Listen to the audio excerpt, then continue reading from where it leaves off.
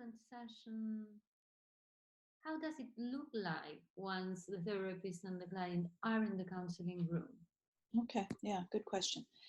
Well, it can look very different depending on the client, of course, because this is a right. This is a approach that assumes we need to customize our work Mhm. on one hand. On Mhm. the other hand, there are some definite commonalities amongst clients and how we might do this work. So I can share some things that might happen. Again, Mhm. keeping in mind that it depends on the client, of course. Yeah. So let's say, yeah, that makes sense, huh? Uh-huh. Let's say that this is a client who has not done this work before. Mhm. But either somehow they come in and they either have said to me that they are really interested in focusing on their relationship Mhm. processes. Mhm. They may even say they feel like they have they want to look at their attachment Mhm. processes and how that shows up in their lives. Mhm. So let's say that happens. So Mhm. that's coming from the client. I would still then have a conversation with the client about this. I could say, so it sounds like you want to work on your relationship to relationship in our work together. Is that right? They say yes. And then I might talk a little bit about how we can do that. And so with this work, I would share a little bit about it being different than maybe what they're used to in regular talk therapy, Mhm. and that some of it may seem strange, and Mhm. that some of it may be surprisingly uncomfortable in ways that they're not used to. Mhm. So we might talk about some of that first, just to get a sense of it. If this is someone who has never done any kind of mindfulness work or experiential work, I would spend quite a bit of time talking about mindfulness as well and what that is. I also, at the beginning, with almost all clients, will do some sort of very short um, experience of what this will include. Mhm. And that would be something like um, having them know that we're going to be looking at each other, Mhm. and we're going to be being together right now, and we're going to be having the client explore what happens for them as we're together. Mhm. Um, and and that's um, again, that's quite different than what we might do in other forms of therapy. Sure. So so that's part of the informed consent piece, right? Which we want to be sure that the client has some sense of what we're doing. Although quite frankly, until someone does it, it may not make sense to them. So we'll start there, then we'll do some sort of short experiential piece, and then we'll talk about it. What was that like for you? Are you interested in doing this? How do you feel about it? Let's assume the client says, yes, this is really interesting. It's a little, I don't quite understand it, and I'd like to try it. So then we'd go forward. Generally speaking, there's a process that happens in sessions that includes some sort of way that we each, client and therapist, each sort of settles into ourselves a little bit. So we might, for example, I might invite the client to close their eyes. I might close my eyes. We may just sit for a moment in sort of mindful awareness of self. Um, at a certain point, I will let the client know that I'll be opening my eyes, and then I'll do it. And then I'll let them know that as I have my eyes open and they have their eyes closed, that we're starting. This is a start. And maybe might even ask them, what's it like? What's it like to have your eyes closed while mine are open? That may be something I might do.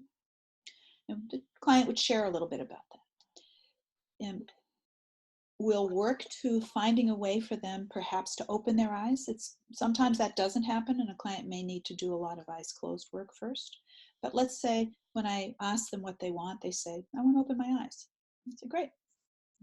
So at that point, the client opens their eyes and we're looking at each other. So there are a number of things that will happen from there that involve asking the client questions, naming some things the client it looks like is happening in the client or that they've described as their experience, um, and working to explore that a bit in the present moment. Often people will have experiences that surprise them, uh, and so that we'll work a bit with that. Um, Often people will also feel self-conscious, or that there are things that, like, this seems strange, um, or they may have insights suddenly that are really interesting. So a lot of the work is mirroring and supporting and validating and gently holding the client as they're having their experiences of self. Mm-hmm. Um, as we stay together, often because we're doing a lot of looking at each other, right? Not staring, but looking at each other. Usually things will start to go towards some kind of experience that the client has that indicates their relationship to attachment. Mm-hmm. So some things start to happen. They want to look away, or there's suddenly a memory that arises from their past related to relationship, or something happens. They get confused, or they get scared, or something like that.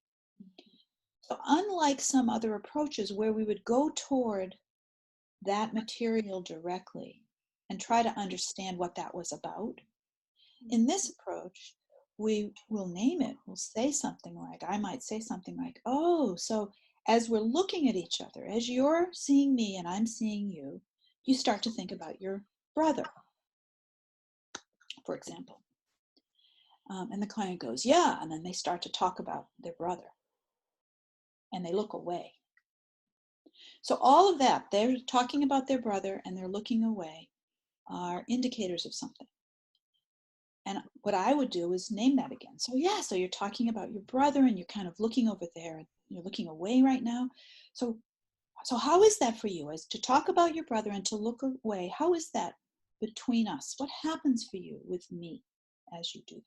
So again, I'm going to be bringing the relationship into the center of the work in many different ways, and supporting being aware of the right here, right now-ness of the client's experience, more than whatever's outside of the room, whatever's in the past, or frankly, whatever's in the future. We're really going for right now. In the middle, often, or somewhere in the work, where clients may experience what we call an out of balance state, or we also call it a tipping point state. And that is where they are suddenly, not suddenly, but they're feeling a certain almost strangeness, disorientation, um, dislike, confusion about what's happening within them right now. That, in this work, is a very potent and important state that we want to have the clients stay with. And so part of my work will be to help them stay here, not by forcing it, but by really validating whatever is happening. Yeah, so you're this and that and this and that. And by helping them to recognize that doing this, being in this different state, has some possible benefit. We want to stay here because it's interesting and new, and we'll see what happens here. Often what will happen eventually is the client will eventually shift into a very different relationship with themselves that is not bad, not scary, not strange, but solid and clear and true and right and secure. Mm-hmm. So this work is in service to that, to helping the client find and engage directly with attachment wounding. We would say the consequences of relational wounding.